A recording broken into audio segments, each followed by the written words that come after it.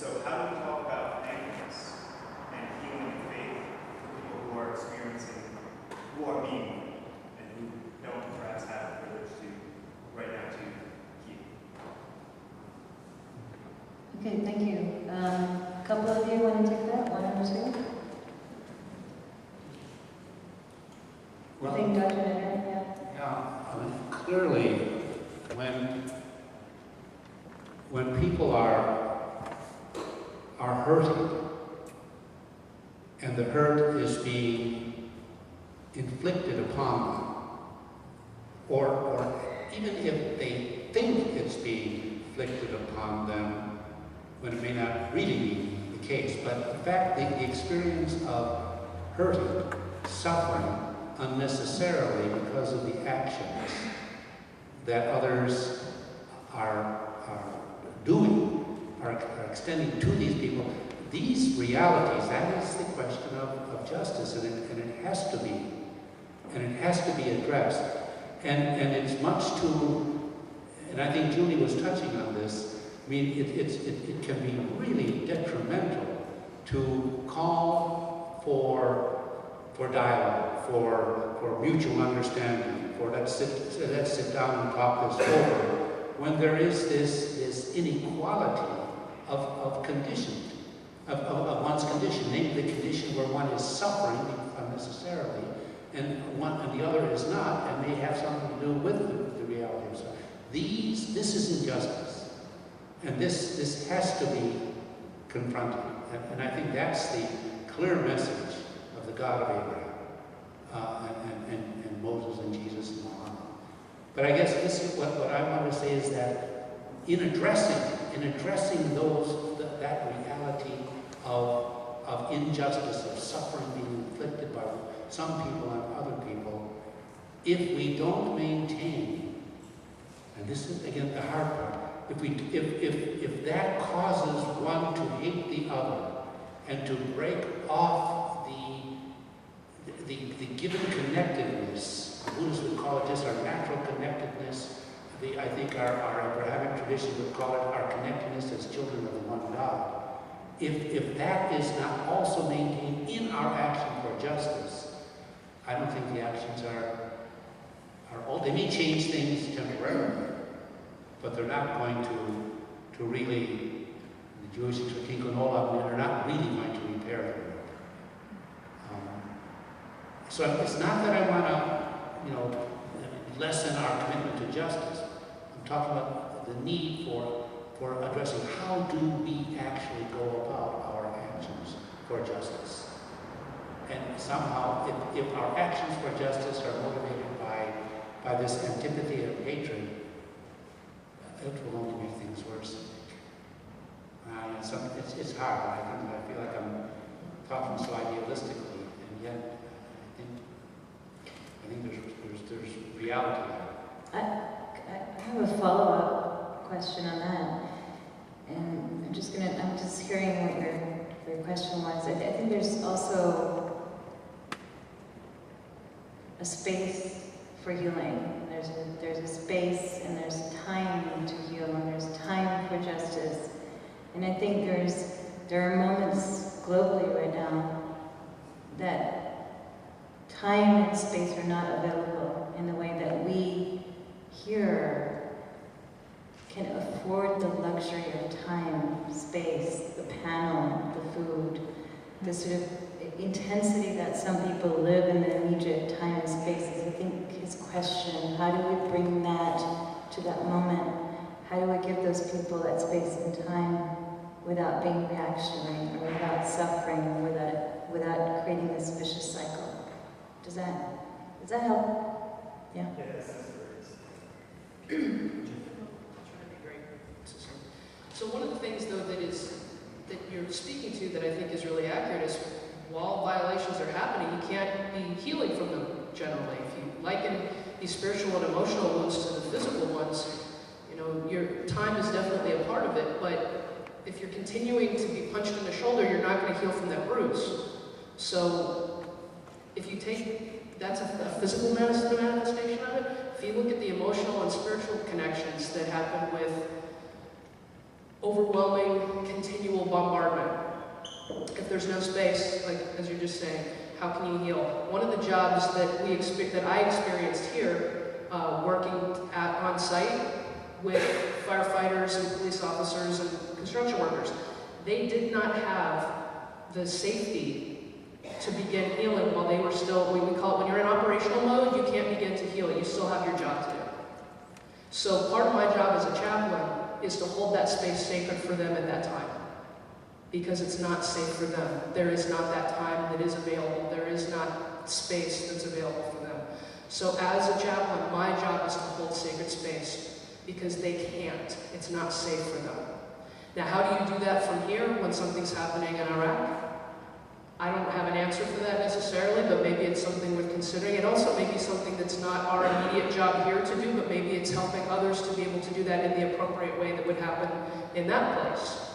You know, it's not our job to take care of it all ourselves. We can't do that. We wouldn't know how to do that particularly. But to find a way to support others to do that appropriately in their place might be something that is an actionable next step. Clearly, when, as you were saying, when someone is right in the midst of being tortured, or when someone is being bombarded, when someone is starving to death, I mean, before you start talking about relations, you've got to stop that. And just how you do it is done. But I mean, the first step is to stop the suffering, so that people can have the space, to respond as human beings. And that is absolutely necessary, but that's not enough. After that, how do we heal? How do we heal? And this is where there's the ingredient of interconnectedness, compassion. Believing deep down that the perpetrator, the torturer, the land robber, is someone with whom I can have a relationship, that what they are doing does not represent, embody what they really are. There is of God in them too, as the Quakers would put it. There is a natural goodness, as my Buddhist teachers. There is a natural goodness in the most horrible. In any person who is just perpetrating, doing the most horrible of actions, there is a natural goodness there. Somehow, if we don't have some sense of that or believe that, I think our responses after we have stopped the immediate suffering are going to be inadequate. Okay, thank you. I think Simcha wants to add. I'll try and be quick. Three quick things. In my tradition, we're taught that you don't attempt to pacify someone when they're enraged, and you don't comfort someone who's had a death when their deceased one is lying before them. What we are supposed to do, and it's been highlighted just now, is we're supposed to speak truth to power in the situation you're talking about. We're supposed to know our own privilege, so that maybe next year's iftar or Eid, we could actually be on the phone with people in another part of the world who are going through just what you described, and do it. And I want to throw in one other thing, which is my agency's been very involved in undoing racism. For those of you who know this program, Undoing Racism, it's about structural racism. And we're taught the obligations of the privileged and the tasks of the oppressed. Very, very interesting, important stuff.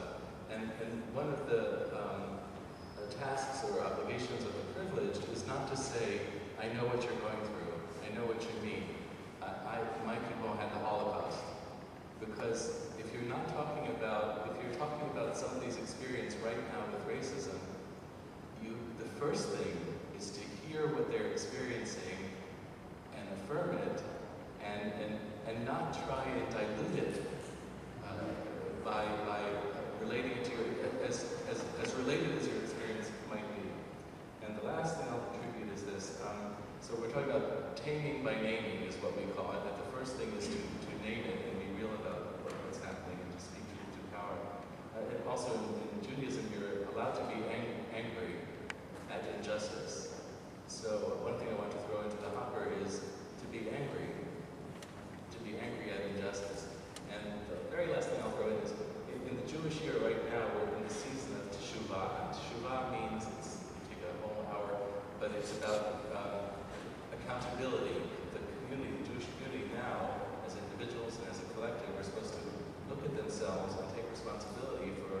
what they've done less than perfectly and what they need to change. But it comes after a season where in the summer we have 3 weeks of intense grieving over the loss of the temples that ends in the fast day of Tisha B'Av. 3 weeks of intense grieving, followed by 7 weeks of comfort, where we read prophetic readings that are to bring comfort. And only then do we embark on change. So this relates to what Daisy was saying about first of all, acknowledging the losses and naming the reality. Because I feel like the healing can't take place until the reality of what people have sustained is really confirmed. Okay, thank you. It's 3 minutes to 9. We have 3 minutes. Does someone like to want to say last comment? Daisy or Dr. Knitter or Julie? If I may, just on the issue of anger, I mean, certainly, as you put it, we're allowed, maybe even encouraged to be angry at injustice, at unnecessary suffering. But can I ask you, I see a certain danger when our response is directed by anger. I mean, to have the anger, to arouse the motivation, that something has to be done. But this, again, I'm just trying to work with what Buddha says. Yes, anger is okay, but do not allow your anger to be the determining factor of what you do. Does that make sense? It's to be fuel. It should be fuel. Yes, that's right.